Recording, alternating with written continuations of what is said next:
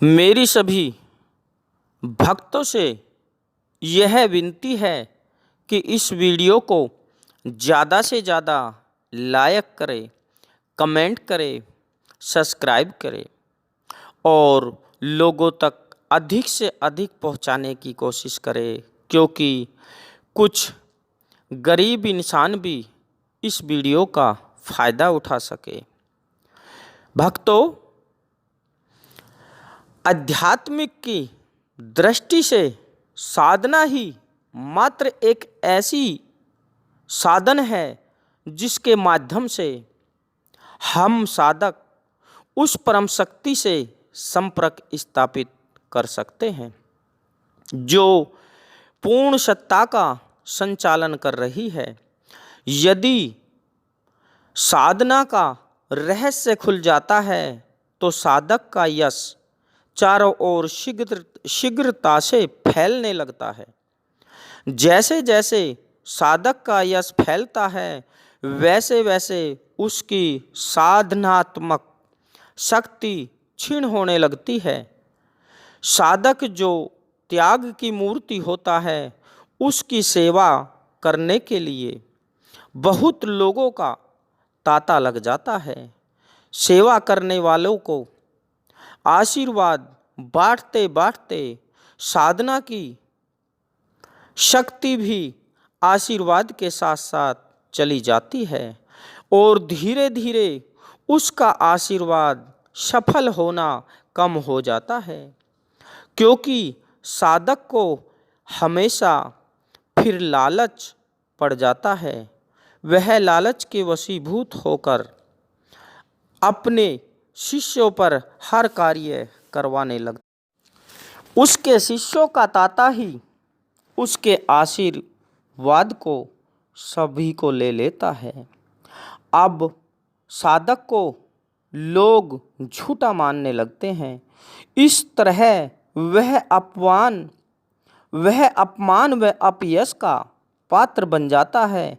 अतः साधना कोई ऐसी वस्तु नहीं है जिसका प्रदर्शन किया जाए और साधना शक्ति को प्रकट करना अपने संचित धन को प्रदर्शित करने जैसा है, जिसे अवसर पाकर चोर लुटेरे लूट सकते हैं।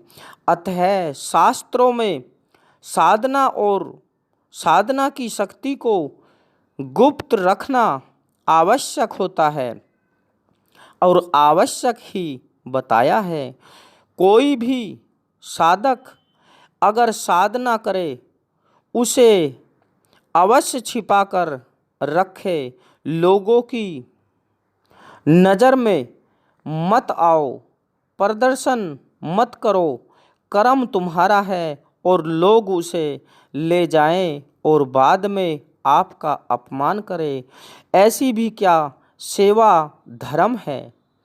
किसी की सेवा करने पर आप अच्छे लगते हो, वरना कोई पास भी नहीं आएगा और आप में हजारों कमियां बताएंगे।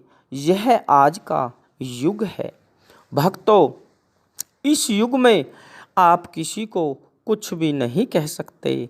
लोग केवल कामनाओं के लालच के वशीभूत ही आपके पास आते हैं, वरना कोई भी आपके पास नहीं आएगा। यह कहानी यहीं समाप्त होती है। भक्तों, मैं आपको बवासीर व भगंदर रोग की दवाई बताने जा रहा हूँ।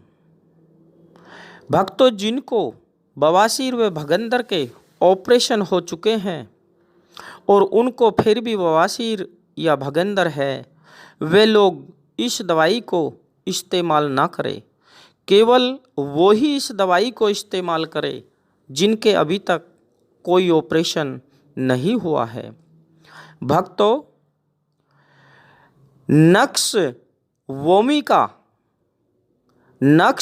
का 30 शक्ति यह होम्योपैथिक दवाई है, जिसको रोज शाम को 1 बूंद जीभ पर टपकाना है आपको, केवल भोजन के बाद इसके आधे घंटे पहले और आधे घंटे बाद भी पानी तक नहीं पीना है। Number 2, sulphur. सल्फर आपको सप्ताह में 1 दिन सुबह, दोपहर, शाम को 1-1 बूंद अपनी जीभ पर टपकाना है, लेकिन इसके आधे घंटे पहले और बाद तक आपको पानी नहीं पीना है। भक्तों, यह दवा कुछ समय लेने से बवासीर का रोग जड़ से चला जाता है। दूसरा, भक्तों, एक आयुर्वेदिक दवाई है जिसको हम अपनी भाषा में ओंघा बोलते हैं, उसी को आयुर्वेद में अपामार्ग बोलते हैं। अपामार्ग की जड़ कम से कम 4 पौधों की जड़ लेकर उसको अच्छी तरह धोकर पीस लिया जाए और पीसकर 1 गिलास दूध के अंदर मिलाकर सुबह सुबह निर्णावासी 4-5 रोज लिया जाए। इस दवाई से बवासीर जड़ से खत्म हो जाएगी। लेकिन लाल मिर्च, तले हुए पदार्थ, आम इमली, अचार, खटाई, मिठाई, ऐसी वस्तुओं को आपको परहेज रखना है। हमेशा अपने पेट को साफ रखें। और भगेंद्र की देसी दवाई, भक्तों, एक अतिबला का पौधा हमारे खेतों पर, जंगल में ऐसे ही हो जाता है। उस पौधे के कम से कम 20 पत्ते लेकर अच्छी तरह उसकी चटनी बनाकर सुबह निर्णावासी 1 वक्त सुबह सुबह आपको लेना है। और मिर्च, गरम मसाले, तेल तरीदार वस्तु न ले। गाजर और मूली का अधिक से अधिक प्रयोग करना है। मेरे हाथ से कम 20 पेशेंट ठीक हो चुके हैं। अब तक किसी को भगेंद्र की कोई शिकायत नहीं है। लेकिन कम से कम इसको आप 1 महीने दवाई को इस्तेमाल करें और गारंटी से आपकी इन बीमारियों का इलाज हो जाएगा। भक्तों, जय श्री राम, जय गुरुदेव, राधे राधे।